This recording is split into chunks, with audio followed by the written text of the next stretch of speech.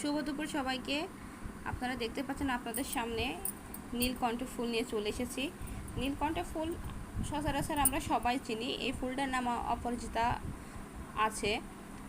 নীলকণ্ঠ ফুলটা আপনারা চাইলে খুবই শর্টকাটে, খুবই অল্প জায়গাতে এই গাছটা রোপণ করতে পারেন। এই গাছটার জন্য আপনাদের খুব বেশি পরিশ্রম করতে হবে না। এটা দু রকম আছে, একটা হচ্ছে লতানো আর একটা হচ্ছে এই গাছটা সোজা স্টেপ হয়ে চলে যায়। তো আমি এই গাছ সম্পর্কে আপনাদের কিছু কথা বলবো, আর বিশেষ করে ফুল সম্পর্কে। যাদের ডায়াবেটিস বা মধুমেহ রোগ আছে তারা চাইলে কিন্তু এই অপরাজিতা ফুলের চা খেতে পারে। আমি দেখুন কিছু ফুল তুলে এনেছি, আর কালকে আমি কিছু ফুল তুলেছিলাম যেগুলো শুকিয়ে গেছে। অবশ্য এই ফুলগুলো আমার এক ফ্রেন্ডকে আমি দিব, সে অপরাজিতা ফুলের চা খেতে চেয়েছে, তো তার জন্যই বিশেষ করে আমি এই ফুলগুলো তুলে আনছি। তো ভাবলাম আপনাদের সাথে শেয়ার করি। তারপরে আমরা যদি মনে করেন যে আমাদের অনেক দিনের জ্বর আছে, কিছু জ্বর আছে যে জ্বরটা কিন্তু স্থায়ী থাকে না, 2-1 দিনও থাকে না, একবেলা আসে আর একবেলা চলে যায়। তো এই সময় কিন্তু আমরা চাইলে এই ফুলটাকে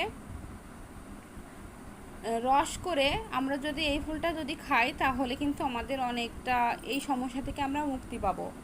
2 নম্বর হচ্ছে এই ফুলটা আমরা সচরাচর বেলকুনি সাজাতে কিন্তু আমাদের খুবই উপকারী হবে, কারণ এই গাছটা বেশি মাটি লাগে না এবং একটু সাপোর্ট পেলে এই গাছটা আপনাদের হয়ে যায়। এবং আমি আমার ছাদে এই গাছটা আমি বসিয়েছি, আমি বিভিন্ন রকম হার্বাল অয়েল তেল বানাই, তো তার ভিতরে আমি কিন্তু এই অপরাজিতা ফুল গাছগুলো রাখি।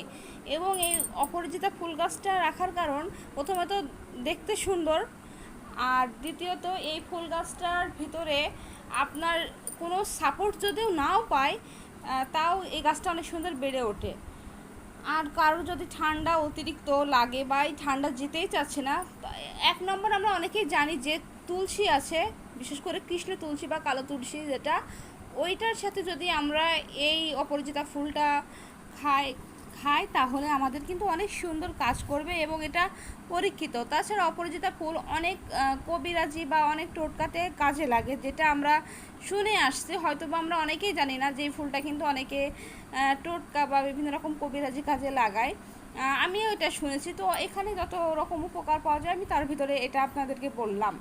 আর আপনারা হয়তো ভাবছেন যে এইগুলো কি, আসলে এটাও এক ধরনের একটা গাছ যেটা আমি তেলের ভিতরে দিই। অবশ্য এটা হচ্ছে আমি যখন হার্বাল তেলটা বানাই তখন এইটা দিই।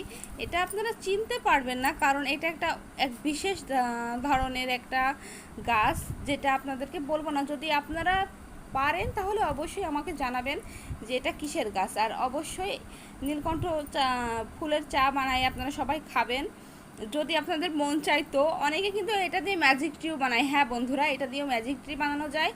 এই ম্যাজিক ট্রির জন্য শুধুমাত্র আমাদের এক অপরাজিতা ফুল লাগবে এবং লাগবে কিছু পরিমাণ কাজি লেবুর রস, ব্যাস, সেটা দিয়েও ম্যাজিক ট্রি বানানো যায়।